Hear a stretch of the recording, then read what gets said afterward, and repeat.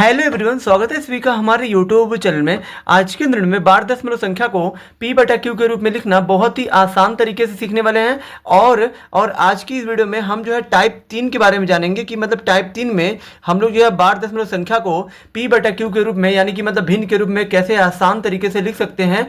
आज की इस वीडियो में हम बहुत ही आसान तरीके से जानेंगे।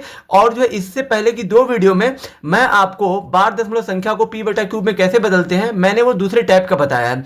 अब जो है ये वाला टाइप ये है कि मतलब आपको दशमलव के पहले भी संख्या दी जाएगी और दशमलव के बाद संख्याएं तो दी जाएंगी, लेकिन किसी पे बार रहेगा किसी पे बार नहीं रहेगा। तो इस टाइप का क्वेश्चन कैसे करेंगे ये हम लोग बहुत ही आसान तरीके से जानेंगे।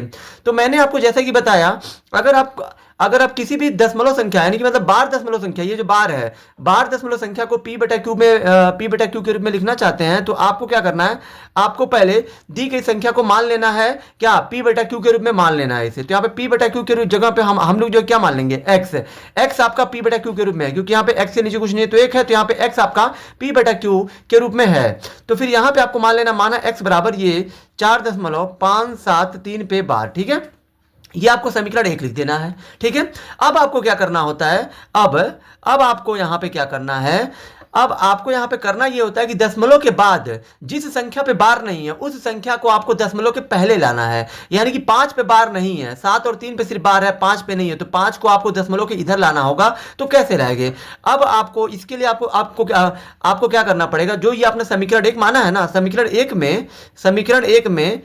एक में आपको जो गुणा करना है, दशमलव के लिए 1 हो गया।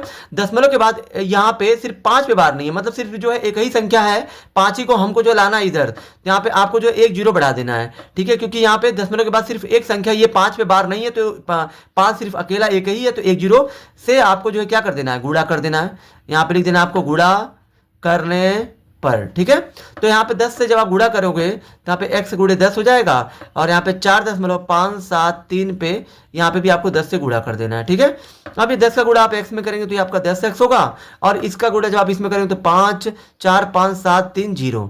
ठीक है, जब आप गुणा करोगे तो इतना आपको मिलेगा। अब यहाँ पे आपको देखना है ऊपर दशमलव के बाद कितना अंक है, तो 1 2 3 अंक है, तो पीछे से 1 2 3 स्थान पे दशमलव लग जाता है। गुणा तो आपको दशमलव का आता ही होगा, तो फिर वही वाला प्रक्रिया यहाँ पे अपनाया गया है। अब यहाँ देखिए लास्ट वाले 7 2 पे बार है, तो 7 2 पे बार 7 3 पे बार है, तो 7 3 पे यहाँ पे भी बार रहेगा। अब 45 दशमलव ये 7 3 पे बार है ना, तो 7 3 को 2 बार लिख दीजिए। ठीक है, और ये जीरो को ही हटा दीजिए, क्योंकि ये वाला जीरो का कोई महत्व नहीं है, क्योंकि दशमलव के बाद कोई संख्या होती है उसके बाद वाले जीरो का कोई महत्व नहीं होता है, इसलिए इस जीरो को हटा देना है। और दशमलव के बाद जितनी संख्याओं पे बार होता है वो उन संख्याओं को 2 बार लिख के अंतिम वाले पे बार कर देना है, और इसको आपको समीकरण 2 मान लेना है।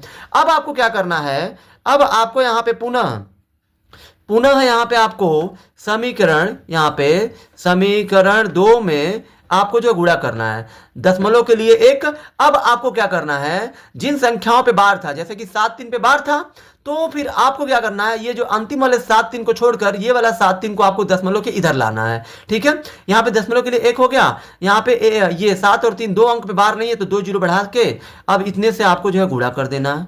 ठीक है, गुणा कर देना है। इस टाइप के प्रश्न का जब आप 2-3 बार प्रैक्टिस करोगे तो आपको खुद ही समझ में आ जाएगा कि प्रश्न में कैसे क्या हो रहा है। तो 100 का गुणा आप इसमें करेंगे 10 से x में, तो यहाँ पे 100 हो गया, मतलब 100 का गुणा करेंगे 10x में, और यहाँ पे 45.73 पे बार में भी आपको 100 से गुणा कर देना है। 100 से गुणा करेंगे 10 में तो ये आपका हो जाएगा 1000, x है तो x, इसका गुणा इसमें करिए तो 4 5 7 3 और यहाँ पे डबल जीरो बढ़ा दीजिए। ठीक है, अब यहाँ देखिए दशमलव के बाद कितने अंक पे बार दशमलव के बाद कितने अंक है, 1 2 3 4, तो यहाँ पे 1 2 3 4 यहाँ पे आपका दशमलव लग जाएगा। अब ये आपका हो जाएगा 1000x, और ये 4 5 7 3, और ये अंत वाले 7 3 पे बार है, तो यहाँ पे भी अंत वाले 7 3 पे बार रहेगा। ठीक है, अब ये 7 3 पे बार है ना, तो 7 3 को 2 बार आपको लिखना है। ठीक है, और यहाँ पे बार कर देना, और ये वाला दोनों जीरो हट जाएगा क्योंकि इनका कोई महत्व नहीं है, और इसको आपको समीकरण 3 मान लेना है। अब आपको समीकरण 2 और 3 को लेकर हल करना है। हल क्या करेंगे, यहाँ पे आपको समीकरण 3 में से घटा देना है, किसको, समीकरण 2 को। समीकरण 3 क्या दिया है, ये आपका दिया है 1000x बराबर 4 5 7 3 दशमलव 7 3 7 3 अंत वाले पे बार कर दीजिए, और यहाँ पे 2 क्या दिया है, यहाँ पे 2 को आप घटा रहे हो, यहाँ पे ये आपका 2 है। ठीक है, समीकरण 2 को आप घटा रहे हो तो 2 क्या दिया है, 10x बराबर यहाँ पे 45.7373 पे बार। ठीक है, ऐसे कर देना। फिर जब आप घटा रहे हो तो यहाँ पे इससे आपका ये जो है घटेगा नहीं, तो मतलब कट जाएगा क्योंकि ये दोनों सेम है। अब ये 3 में से 5 नहीं जाएगा, 7 देगा इसको, तो यहाँ पे 13 में से 5 गया आ जाएगा 8, यहाँ बचेगा 6 क्योंकि 7 इसको एक हासिल दिया है। 6 में से 4 गया 2, यहाँ पे 5 है तो 5 ही लिखिए, 4 है तो 4, बराबर है तो बराबर। 1000 में से 10 घटाइए तो ये आपका 990, एक्स दोनों के साथ है तो एक्स लग जाएगा, हमें चाहिए एक्स का मान, तो यहाँ पे एक्स बराबर ये 4 5 2 8, इसको आप भेजिए इधर, तो ये जो है आपका यहाँ पे गुड़ा जाएगा तो इधर हो जाएगा बटे 990, यानी कि यही आपका इस प्रश्न का उत्तर होगा। क्योंकि हमें जो है दी गई संख्या को p बटा क्यूब यानी कि मतलब भिन्न के रूप में लाना था, तो ये आपका भिन्न के रूप में आ चुका है। इसको आप चाहें तो आप काट भी सकते हैं 2 से, अगर ये कट रहा है तो ठीक है। आई होप कि आप सभी को ये वीडियो बहुत ही ज्यादा पसंद आई होगी। अगर आप हमारे चैनल पर नए हैं तो हमारे चैनल को लाइक सब्सक्राइब और शेयर जरूर करें, जिससे आने वाली वीडियो की नोटिफिकेशन आपको मिलती रहे।